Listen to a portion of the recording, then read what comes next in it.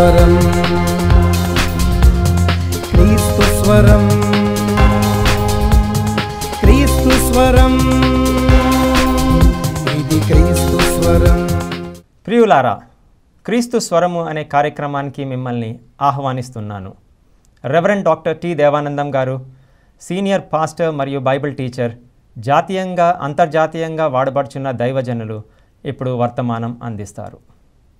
ప్రియమైన దేవుని బిడ్డలారా, క్రీస్తు స్వరం అనే ఆధ్యాత్మిక కార్యక్రమానికి ప్రభు పేట మిమ్మల్ని అందరిని ఆహ్వానిస్తూ ఉన్నాం.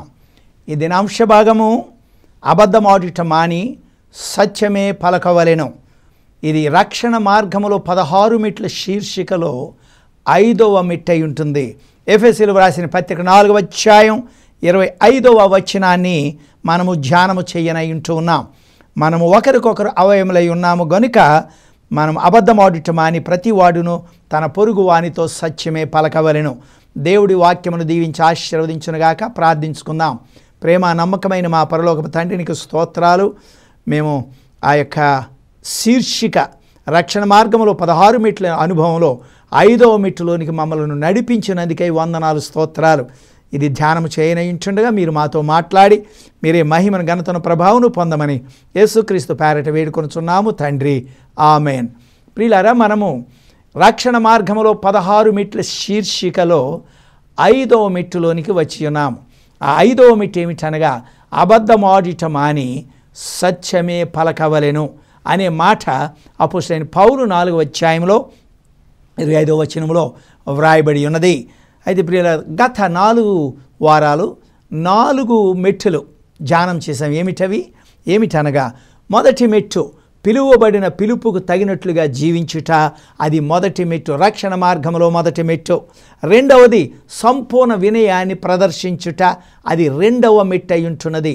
మూడవది సాత్వికము కలిగి ఉండుట, అది 3వ మెట్టు అయి ఉంటున్నది. 4వ మెట్టు దీర్ఘశాంతము కలిగి ఉండుట, ఇది 5వ మెట్టు అబద్ధమాడుట మాని సత్యమే పలకవలెను. ఇవన్నీ కూడా 4వ అధ్యాయం ఎఫెసీయులకు రాసిన పత్రిక 4వ అధ్యాయము లోనే ఉన్నాయని మనము జ్ఞాపకం చేసుకోవాలి. అయితే ప్రియులారా, ఇక్కడ మనము అబద్ధమాడుట మాని కొన్ని ప్రశ్నలు వేసుకోవాలి ఈ వాక్యాన్ని అర్థం చేసుకోవడానికి. అసలు అబద్ధం అంటే ఏమిటి? ఏవేవి అబద్ధాలుగా పరిగణించబడతాయి? మరి సత్యం అంటే ఏమిటి? అబద్ధం ఆడినందువల్ల వచ్చేటటువంటి ఫలమేమిటి, ప్రతిఫలం ఏమిటి? ఇవన్నీ కూడా మనం అర్థం చేసుకున్నప్పుడు మనము దీనిని ఆనందించగలుగుతూ ఉంటాం. కనుక ప్రియులారా, కృపగల దేవుడు మనల్ని ప్రేమించి మనల్ని రక్షించుకొని మనల్ని విమోచించుకుని ఆయన సొత్తుగా స్వీకరించాడు కనుక మనము ఎల్లప్పుడూ సత్యమునే పలకవలెను. ప్రభు అంటారు, నేనే మార్గమును సత్యమును జీవమునై ఉన్నాడు. క్రీస్తు పలికినటువంటి మాటలు.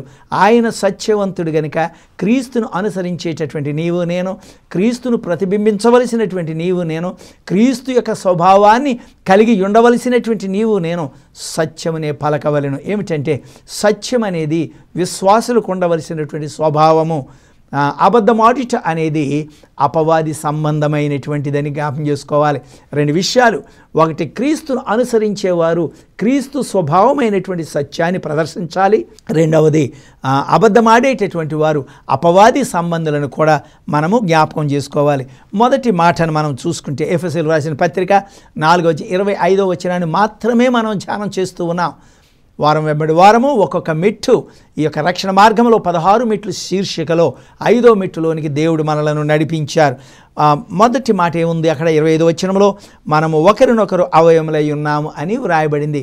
మనము అనగా ఇక్కడ సంఘాన్ని, సంఘములో ఉన్నటువంటి విశ్వాసులను, పరిశుద్ధులను ఆయన సంబోధిస్తూ ఆయన అంటూ ఉన్నాడు, మనందరము కూడా అవయవములై ఉన్నాము అంటున్నాడు.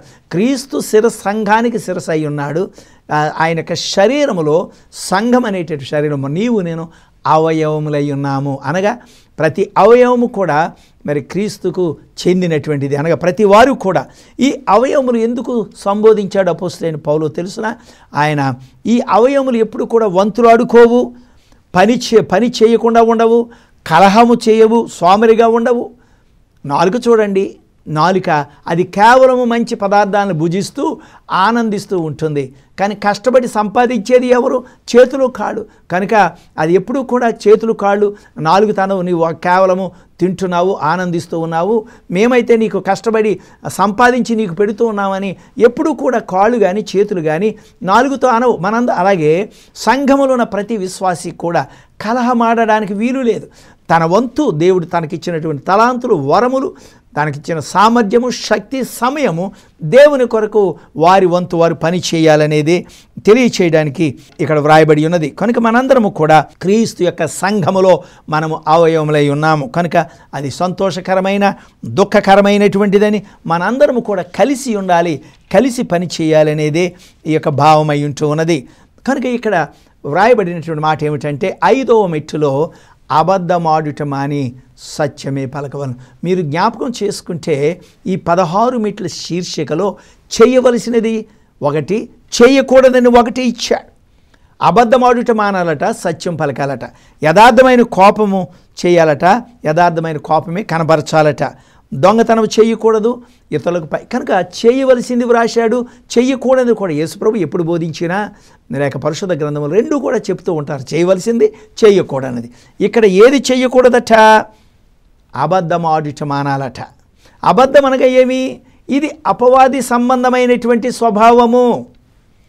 యోహాను 8:44 ఉంటుంది. అపవాది నరహంతకుడు, అతనిలో ఏ సత్యము లేదు, సత్యములో నిలిచిన వాడు కాదు, వాడు అబద్ధీకుడు అని వ్రాయబడింది. నీవు నేను అబద్ధం ఆడుతున్నాము అంటే అపవాది సంబంధమై ఉంటున్నాము. కనుక ప్రియుల జాగ్రత్త గమనించండి. క్రీస్తు సంబంధం నుంచి వేరు చేయబడినప్పుడే నీ నోటి నుంచి అబద్ధం ఆడుతూ ఉంటాం. చాలాసార్లు మనము తెలిసి తెలియక అబద్ధాలు ఆడుతూ ఉంటాం. ఈ అబద్ధీకుడైనటువంటి సాతానుడు అన్నీ నీకు అబద్ధాలే చెప్తూ ఉంటాడు. ఏమిటి? నరకం గురించి అబద్ధం చెప్తాడు, పరలోకం గురించి అబద్ధం చెప్తాడు. చూసారా?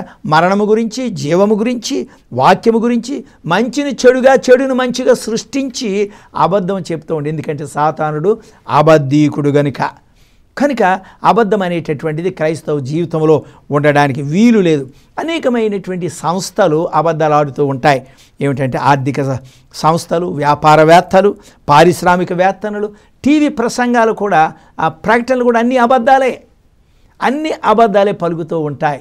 కనుక ప్రియులారా, మనము క్రైస్తవులైన మనము ఆ యొక్క బైబిల్ను, వాక్యములు మాత్రమే నమ్మాలి, కానీ ప్రకటనలు ఎంత మాత్రము మనము నమ్మడానికి వీలు లేదు. అంటే మొట్టమొదటి ప్రశ్న ఏమిటి? అబద్ధం అంటే ఏమిటి? అబద్ధం అంటే కేవలము ఉన్నది లేనట్లు, లేనిది ఉన్నట్లు చెప్పటం మాత్రమే కాదు. అబద్ధం అంటే ఉన్నదానికి కొంత కల్పించి చెప్పడం, లేక ఉన్న దాంట్లో కొన్ని భాగాలు తీసివేసి చెప్పడం అనేది అబద్ధం. జాగ్రత్తగా గమనించండి. చాలాసార్లు వినేవారికి రమ్యముగా, వినసొంపుగా ఉండడానికి కొంచెం కలుపుతూ ఉంటారు. చెప్పవలసిన విషయానికి అనేకమై కల్పించి చెప్తుంటారు. అన్నీ అబద్ధమే. లేక అసలైనవి చెప్పకుండా చెప్పవలసిన దాంట్లో కొన్ని భాగాలు తీసివేసి చెప్పడం, అది కూడా అబద్ధమే.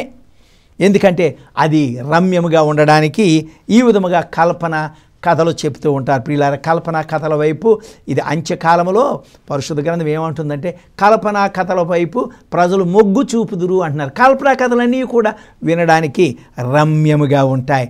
టీవీ సీరియల్స్ ఏమిటి, సినిమాలు ఏమిటి, అన్నీ కల్పనా కథలే. అందులో ఏ సత్యము లేదు. ఈ దినాల్లో ప్రసంగాలలో కూడా మనం గమనించినట్లయితే అన్ని కల్పనా కథలు సృష్టించి వాక్యాన్ని బోధించితే తండోపతండలుగా ప్రజలు వెళ్ళిపోవటం కూడా మనం చూస్తూ ఉంటున్నాం. ఎంత దౌర్భాగ్య స్థితి కదా. కనుక కల్పనా కథల వైపు మనము మొగ్గుచు, అందులో సత్యము లేదు కనుక, అందులో సత్యం ఏది లేదు కనుక నీవు నేను కూడా చెవి యొగ్గడానికి వీలు లేదు. ఈ టీవీ సీరియల్స్ కావచ్చు, లేక సినిమాలు కావచ్చు, కొందరు కట్టుకథలు చెప్తూ ఉంటారు. దానికి చెవి యొగ్గటం కూడా అది పాపమని పరిశుద్ధ గ్రంథం చెబుతూ ఉంది. కనుక ప్రియమైన దేవుని బిడ్డలారా, అబద్ధం ఆడుట మానాలి. ఇంకొక విషయం చెప్పమంటారా? అబద్ధం ఆడుట అంటే ఉన్నదానిని తీసివేయటం అబద్ధం, లేనివి కలిపటం కూడా అబద్ధం అనుకున్నాం. రెండవది ఏమిటో తెలిసిన, తప్పుడు వాగ్దానాలు చేయటం కూడా అబద్ధమే. చాలాసార్లు వాగ్దానాలు చేస్తూ ఉంటున్నాం. భార్య కావచ్చు, భర్త కావచ్చు, ఈ కార్యం నీకు చేస్తాను, నీకు ఇది కొని పెడతాను, అది కొని పెడతానని వాగ్దానాలు చేస్తూ ఉంటారు. కానీ వాగ్దానాలు నెరవేర్చరు. అది అబద్ధంలోనికే వస్తూ ఉంటుంది.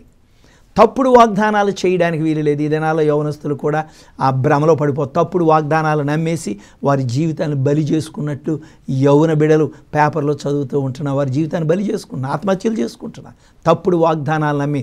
కనుక యవనస్తులైనటువంటి బిడలారా, మీరు తప్పుడు వాగ్దానాలు నమ్మవద్దు. ఏ వాగ్దానము కూడా అటువంటి నమ్మితే అది దోషం అవుతూ ఉంటుంది. కనుక తప్పుడు వాగ్దానాలు అవి అబద్ధములోనికే వస్తాయి. ప్రేమ చేస్తున్నామని మభ్య పెడుతూ ఉంటారు. ప్రేమలో ప్రేమే ఉంటుంది కానీ వ్యాపారం ఉండదు, స్నేహంలో స్నేహమే ఉంటుంది కానీ వ్యాపారం ఉండదు. కనుక ప్రియులారా, ఈ యొక్క సమయంలో మనము తప్పుడు వాగ్దానాలు కూడా అబద్ధమైన మనం చాలాసార్లు తల్లి కూడా తెలిసి తెలియక అబద్ధాలు చెప్తూ ఉంటుంది. చిన్న బిడ్డ అన్నం తింటలేదు, భోజనం చేయటం లేదనుకోండి, ఆరు బయటికి తీసుకువెళుతూ ఉంది. తీసుకువెళ్ళి ఆ చందమామను చూపిస్తుంది, లేక దానిని చూపించి, ఇదిగో నీవు భోజనం చేయకపోతే ఆ చందమామ వచ్చి భోజనం తినేస్తాడు సుమా అని. చందమామ వచ్చి భోజనం తినేస్తాడా? పసిబాబదే కాదు కదా. తెలిసి తెలియక తల్లులు కూడా అబద్ధాలు ఆడుతూ ఉంటారు. కనుక చిన్న చిన్న విషయాల్లో కూడా మనము క్రైస్తవ బిడ్డలు మనము అబద్ధాలు చెప్పటానికి వీలు లేదని మనం చేస్తున్నాం. చెప్తే ఏమవుతుందండి అనే ప్రశ్న వేయచ్చు. ప్రకటన గ్రంథంలో 21 అధ్యాయం 8వ వచనంలో ఉంటుంది, నరహత్య చేయువాడు అబద్ధీకులందరూ అగ్నిగుండములో త్రోసివేయబడిదని వ్రాయబడింది. నరహత్య ఎంత పాపమో, వ్యభిచారం ఎంత పాపమో, అబద్ధమాడుట కూడా అంతే పాపం. నరహత్య చేసిన వాడు నరకంలోనికి వెళుతున్నాడు, అబద్ధమాడిన వాడు కూడా నరకంలోనికి వెళుతున్నాడు. ఎంత గొప్ప పాపమో చూసారా. కనుక ప్రియమైన దేవుని సంఘమా, అబద్ధమాడటం అనేది దేవుని దృష్టిలో దోషమై ఉంటుంది. మూడవది ఏమిటంటే సాకులు చెప్పుడు కూడా అబద్ధమే. చాలాసార్లు సంఘాల్లో సంఘ కాపురమైనటువంటి నేను అనుభవంలో నేర్చుకున్నది ఏమిటంటే ప్రతి చిన్న విషయానికి కొందరు అబద్ధాలు ఆడుతూ ఉంటారు. అమ్మాయి ఎందుకు రాలేదు, పోయిన ఆదివారం నువ్వు కనిపించలేదు అని అడిగామంటే ఏదో కథలు సృష్టించి సాకులు చెప్తూ ఉంటారు. ఎందుకు రాలేదనో సాకులు చెప్పడం ప్రారంభిస్తూ ఉంటారు. అది సాకులు చెప్పుట అబద్ధం. ఎందుకంటే అందులో సత్యమేమీ లేదు. సంఘ కాపురం ఏం చేస్తూ ఉంటాడు, వెళ్తాడమ్మ ఫోన్ చేస్తూ ఉంటాడు, ఎందుకు రాలేదు, ఆరోగ్యం బాగుందా, కుటుంబం బాగుందా అని. ఆయనకున్నటువంటి ఆందోళన ఆయనకున్నది ఆరాధనకు రాలేనప్పుడు. అయితే నీవేం చేస్తూ ఉంటావు, మభ్యపెట్టడానికి సాకులు చెప్తూ ఉంటావు. కనుక ప్రియులారా, సాకులు చెప్పుట కూడా ఇది అబద్ధమని మనము జ్ఞాపకం చేసుకోవాలి. కానీ 3 విషయాలు చెప్పాను. అబద్ధం అంటే ఏమిటి? అబద్ధము అనగా ఉన్నవి లేనట్లు లేనివి ఉన్నట్లు కల్పించుట మాత్రమే కాదు. అబద్ధం అనగా ఉన్న దాంట్లో చెప్పేటప్పుడు ఉన్న దాంట్లోని తీసివేయటం, లేనివి కలిపి చెప్పటము అబద్ధము. రెండవది, అబద్ధం అనగా తప్పుడు వాగ్దానాలు చేయటం. నీ యొక్క శక్తి సామర్థ్యం లేనప్పుడు వాగ్దానాలు చేయకూడదు. ప్రత్యేకంగా ఉండాలి. నీ మాటల్లో ప్రతి మాట కూడా సత్యమే ఉండాలి. అందులో కల్పన కథలు ఉండడానికి వీలు లేదు, అందులో సాకులు ఉండడానికి వీలు లేదు, తప్పుడు వాగ్దానాలు ఉండడానికి వీలు లేదు. నువ్వు మాట్లాడే ప్రతి మాటలోనూ కూడా సత్యమే ఉండాలి. నువ్వు సంఘముతో విశ్వాసులతో మాట్లాడినప్పుడు సత్యమే పలకాలని పరిశుద్ధ గ్రంథం చెబుతూ ఉంది. ఎందుకంటే ప్రభు నేనే మార్గమును సత్యమును జీవమునై ఉన్నానని చెప్పారు. ఆయన సత్యవంతుడు గనుక ఆయన అనుసరించినటువంటి మనము, క్రీస్తును అనుసరించేటటువంటి మనము, క్రైస్తవులమైనటువంటి మనము, రక్షణ పొందినటువంటి మనము, మనందరము కూడా సత్యమే పలకవలెనని పరిశుద్ధ గ్రంథము చెప్తూ ఉంది. చాలాసార్లు అంటూ ఉంటాం, మా అల్లుడండి చాలా మంచివాడండి, ఆ చెడును కొండ బద్దలు కొట్టినట్లు మాట్లాడుతూ ఉంటాడని భుజాలు ఎగరేస్తూ ఉంటారు అత్తగారు మాంగారు. చూసారా, అది కరెక్ట్ కాదు. సత్యం అనగా ఏమిటంటే అది ఆ యొక్క మాట, ప్రతి మాటలో కూడా సత్యమే మనం పలుకుతూ ఉండాలని ప్రభువు కోరుతూ ఉన్నాడు. కనుక ప్రియులారా, అబద్ధీకులందరూ కూడా అగ్ని గంధకంలో ఏమవుతుంది, అబద్ధము చెప్పినందువల్ల ఏమవుతుందంటే అబద్ధీకులందరూ నరహత్య ఎంత పాపమో అబద్ధమాడుట కూడా అంతే పాపం అనే పరిశుద్ధ గ్రంథం చెబుతుంది. కనుక క్రైస్తవులమైన మనము ప్రతి మాటలో సత్యం ఉండాలని మనం చేస్తూ ఉన్నాం. కనుక ఈ యొక్క సమయంలో అబద్ధం అనగా ఏమిటి అనేది తెలుసుకున్నాం, సత్యం అంటే ఏమిటో మనము తెలుసుకుని క్రైస్తవులమైన మనము సత్యమునే పలకాలని అది 5వ మెట్టు అయి ఉంటుంది. రక్షణ అనుభవంలో రక్షణను కాపాడుకునేటటువంటి ఆ 16 మెట్ల అనుభవంలో 5వ మెట్టు అయినటువంటి ఈ యొక్క సత్యమును పలుకుట, అబద్ధమును మాట్లాడుకుంటుట, అది 5వ మెట్టు. అటువంటి కృప దేవుడు నీకు నాకు అనుగ్రహించునుగాక. ఆమేన్. ప్రార్థించుకుందాం. ప్రేమ నమ్మకమైన మా తండ్రి, నీకు స్తోత్రాలు. ఈ యొక్క 5వ మెట్టులో అబద్ధమాడుటమని సత్యమే పలకవలనని మీరు బోధించిన విధానాన్ని బట్టి వందనాలు. క్రైస్తవులు మేము తెలిసి తెలియక అనేక సార్లు అబద్ధము పలుకుట మేము గమనిస్తూ ఉంటున్నాం. మమ్మల్ని క్షమించి అటువంటి దుస్థితి నుంచి మేము సత్యమును పలికేటటువంటి విశ్వాసులుగా సిద్ధం చేయమని వినుచున్న ప్రతి వారిని కూడా దీవించమని యేసుక్రీస్తు పేరట వేడుకొనుచున్నాము తండ్రి. ఆమేన్. మన తండ్రి అయిన దేవుని ప్రేమ, ప్రభువైన యేసుక్రీస్తు కృప, పరిశుద్ధాత్మ దేవుని అన్యోన్య సహవాసం ఇప్పుడు ఎల్లప్పుడు తోడయ్యుండును గాక. ఆమేన్. ఆమేన్. ప్రియులారా, ప్రత్యేకమైనటువంటి అనౌన్స్మెంట్ చేయాలని ఆశ కలిగి ఉన్నాను. అదేమిటంటే, అనేకమైనటువంటి ప్రశ్నలు అడుగుతూ ఉన్నారు. వాటన్నిటికీ సమాధానం చెప్పడానికి టెలిఫోన్ ద్వారా సాధ్యం కావటం లేదు. అందుచేత మీకు ప్రత్యేకంగా ఒక విషయాన్ని మీకు చెప్పాలని ఆశిస్తూ ఉన్నాను. మేము స్థాపించినటువంటి Bible correspondence course, it is affiliated to Vision and Mission Ministries USA. ఆ యొక్క యుఎస్లో ఉన్నటువంటి కాలేజీకు, యూనివర్సిటీకి అనుసంధానముగా పనిచేస్తూ ఉన్నది. అయితే వారిచ్చినటువంటి గైడ్లైన్స్ను బట్టి, వారిచ్చిన సిలబస్ను బట్టి ఇక్కడ మేము కరస్పాండెన్స్ కోర్సు మేము ప్రారంభించి ఉన్నాం. అందులో కావలసిన 9 డిగ్రీలు ఉన్నాయి. గ్రాడ్యుయేషన్ ఉంది, పోస్ట్ గ్రాడ్యుయేషన్ ఉంది, PhD డాక్టరేట్ కూడా ఉన్నది. అది మీ యొక్క చదువు యొక్క ఆ క్వాలిఫికేషన్స్ బట్టి ఏ కోర్స్ అయినను మేము నిర్ణయించి ఇవ్వడానికి సిద్ధంగా ఉన్నాం. ఈ యొక్క కోర్సు విషయంలో 5 ప్రత్యేకతలను సంతరించుకుందని చెప్పడానికి మీకు నేను సంతోషిస్తున్నాను. ఏమిటంటే, మీరు వ్యాపారాలు చేసుకుంటూ, ఉద్యోగాలు చేసుకుంటూ, గృహిణులు కూడా ఈ యొక్క కోర్సులో జాయిన్ అయ్యి మీరు పూర్తి చేసుకోగలుగుతారు. మరి ఇందులో గ్రాడ్యుయేషన్, పోస్ట్ ఇది 2 సంవత్సరాల కోర్సు అయి ఉంటూ ఉన్నది. కానీ మేమిచ్చినటువంటి సిలబస్ మీరు కంప్లీట్ చేసుకోగలిగితే 1 ఇయర్లో కూడా మీరు కంప్లీట్ చేయగలుగుతారు. 2 ఇయర్ సర్టిఫికేట్ను పొందుతారు. కానీ మేము ఇచ్చినటువంటి అసైన్మెంట్స్ అన్నీ కూడా మీరు పూర్తి చేసుకోవలసిన వారై ఉంటున్నారు. మీరు పూర్తి చేసుకున్న తర్వాత మీకు గ్రాడ్యుయేషన్, కాన్వకేషన్ మీకు ఇవ్వబడుతూ ఉంటుంది. ఆ యొక్క ఇంటర్నేషనల్ సర్టిఫికేట్ మీకు ఇవ్వబడుతూ ఉంటుంది. రెండవది ఏంటంటే, మీకు ఈ యొక్క కన్వెన్షన్ ఆర్డినేషన్ కూడా ఇవ్వడానికి మేము సిద్ధంగా ఉన్నాం. అయితే ఆర్డినేషన్ పొందటానికి ప్రత్యేకమైనటువంటి రిక్వైర్మెంట్స్ ఉన్నాయి, అవసరతలు ఉన్నాయి. ఆ అవసరతలన్నీ తీర్చగలిగినట్లయితే, అనగా మీ క్వాలిఫికేషన్స్, మిగతా కొన్ని అవసరతలు ఉన్నాయి, అవి తీర్చగలిగితే, అవి ఉన్నట్లయితే మీకు ఆర్డినేషన్ కూడా ఇవ్వబడుతూ ఉంటుంది. అర్హులైన వారికి ఆర్డినేషన్ ఇవ్వబడుతుంది. ఇందులో ప్రత్యేకత, ఈ యొక్క బైబుల్ కరస్పాండెన్స్ కోర్సులో ఒక ప్రత్యేకత ఉంది. ఏమిటంటే, బైబుల్ అనాలసిస్ అనేటటువంటి ప్రత్యేకమైనటువంటి సబ్జెక్ట్ మేము ఇంట్రొడ్యూస్ చేసాం. అదేమిటంటే, ఒక పారాని ఇచ్చినప్పుడు, లేక ఒక వర్స్ ఇచ్చినప్పుడు, లేక ఒక మాట ఇచ్చినప్పుడు దాన్ని ప్రసంగ రూపంలో ఏ విధంగా మార్చుకోగలుగుతాం, ఏ పుస్తకాలు చదవాలి, ఏ విధంగా సిద్ధపడాలి, ఆ యొక్క ప్రసంగ రూపంలో ఎలా మార్చుకోవాలనేటటువంటి ప్రత్యేకమైన సబ్జెక్టు ఈ యొక్క కోర్సులో మేము ఇంట్రొడ్యూస్ చేసాం. మేము చదువుకునే దినాలలో ఆ కోర్సు, ఈ యొక్క సబ్జెక్టు లేదండి. ఇప్పుడు మాత్రం మేము ఇంట్రొడ్యూస్ చేసాం. దాని మీద నేను ఒక పుస్తకాన్ని కూడా వ్రాశాను. విశేషమైనటువంటి స్పందన కలిగింది. కనుక దానిని బట్టి మేము సంతోషిస్తూ ఉన్నాం. అయితే ప్రియులారా, మొట్టమొదటిగా ఆ మొదటి గ్రాడ్యుయేషన్ మేము అక్టోబర్ 3వ తారీఖు 2011లో దేవుడు కృప చూపించి మొదటి గ్రాడ్యుయేషన్ మేము చేసి ఉన్నాము. ఆ యొక్క టీవీ స్క్రీన్ మీద ఆ క్లిప్పింగ్స్లో కూడా మీరు చూడవచ్చును ఆ గ్రాడ్యుయేషన్ ఏ విధంగా జరిగిందనేది. రెండవ గ్రాడ్యుయేషన్ జూలై 14th, 2012లో దేవుడు కృప చూపించాడు. మరి మూడవ గ్రాడ్యుయేషన్ జనవరి 14th, 2013లో నిర్వర్తించటానికి దేవుడు కృప చూపించాడు ఆయన చిత్తానుసారముగా. మరి నాలుగవ గ్రాడ్యుయేషన్ జూలై 13th, 2013 సంవత్సరంలో, ఈ సంవత్సరంలో జూలై 13th జరగబోతుంది. కనుక ఇది నాలుగవ గ్రాడ్యుయేషను. ఆ యొక్క 5వ గ్రాడ్యుయేషన్ కూడా మేము ప్రోగ్రాం ప్లాన్ చేస్తూ ఉన్నాం. నవంబర్ 9వ తారీఖు 2013లో, అనగా ఈ సంవత్సరం నవంబర్ 9th 5వ గ్రాడ్యుయేషన్ కూడా జరగబోతూ ఉంది. వీటన్నిటి కొరకు ప్రార్థించండి.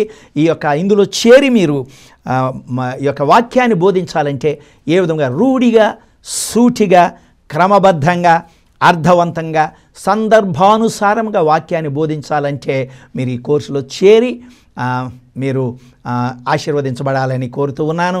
అంత మాత్రమే కాదు, అంచె దినాల్లో మనం ఉన్నాం. సువార్త అనుకున్నంతగా ప్రకటించబడటం లేదు కనుక ఆ వంతు మీరు తీసుకుని కొన్ని ఆత్మలని రక్షించి లేక మీ సంఘాలను ప్రోత్సహించడానికి ఈ కోర్సు చాలా అవసరమై ఉంటుంది. మీరు ఉద్యోగ వ్యాపారాలు వృత్తులు చేసుకోవచ్చు, గృహిణులు కూడా చేసుకోవచ్చు. చాలామంది డాక్టర్స్, ఇంజనీర్స్ మన దేశం నుంచి మాత్రమే కాదు ఇతర దేశాల నుంచి కూడా జాయిన్ అయ్యి వారు పూర్తి చేసుకుంటున్నారని చెప్పడానికి సంతోషిస్తున్నాం. అటువంటి కృప దేవుడు మీకు అనుగ్రహించాలని మా ప్రయత్నము మిమ్మల్ని శిష్యులుగా చేసి దేవుని యొక్క సువార్త ప్రకటించాలనేదే ఏకైక ధ్యాస అయి ఉంటున్నదని చెప్పడానికి సంతోషిస్తాం. దేవుడు మిమ్మల్ని దీవించి ఆశీర్వదించునుగాక. Amen, amen.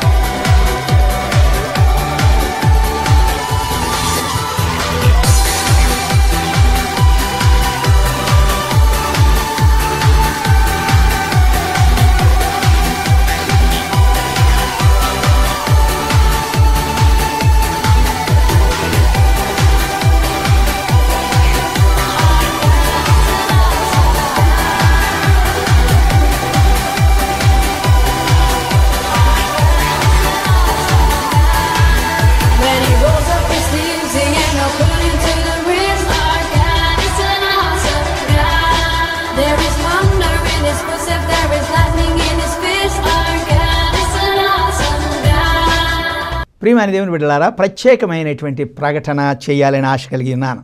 దేవుని యొక్క ఉచితమైన కృప చెప్పిన దేవుడు నాకు ఇచ్చిన తలాంతులు వరములను బట్టి నేను 4 గ్రంథాలు రాయడానికి దేవుడు కృప చూపించాడు. మొట్టమొదటి గ్రంథము ఏమిటి అనగా ప్రసంగము సిద్ధపాటు మరియు బోధనా విధానం. చాలా ప్రాముఖ్యమైనటువంటి గ్రంథమై ఉంటూ ఉన్నది. ఎందుచేతనంటే ఈ యొక్క ప్రసంగము సిద్ధపాటు బోధనా విధానం అనేటటువంటి గ్రంథము ఎందుకు వ్రాయవలసి వచ్చిందంటే, మనము ఒక పేరాను తీసుకున్నప్పుడు, ఒక మాటను తీసుకున్నప్పుడు, ఒక వర్స్ను తీసుకున్న ఒక వచనాన్ని తీసుకున్నప్పుడు దానిని ప్రసంగ రూపంలో ఏ విధంగా మార్చుకోగలుగుతాం?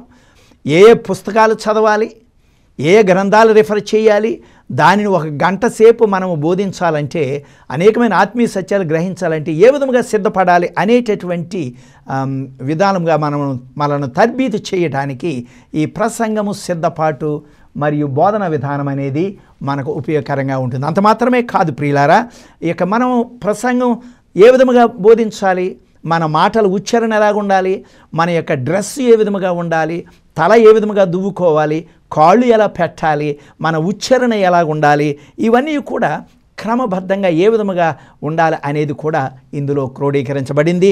మనము దేవుని యొక్క వాక్యాన్ని రూఢిగా, సూటిగా, క్రమబద్ధంగా, అర్థవంతముగా, సందర్భానుసారముగా మనము సిద్ధపడాలంటే ఈ గ్రంథము మీకు చాలా విలువైనది. సంఘ కాపరులు, ఎవెంజలిస్ట్కి లేక మరి బైబిల్ స్టూడెంట్స్కు అందరికీ కూడా ఈ వాక్యం బోధించాలని తపన కలిగిన వారికి, ఆత్మను రక్షించాలని తపన కలిగిన వారికి ఈ యొక్క గ్రంథము చాలా విలువైనటువంటి గ్రంథముగా మీకు పరిచయం చేస్తూ ఉన్నాను. ఇది నేను రాసినటువంటి మొదటి గ్రంథమై ఉంటూ ఉన్నది.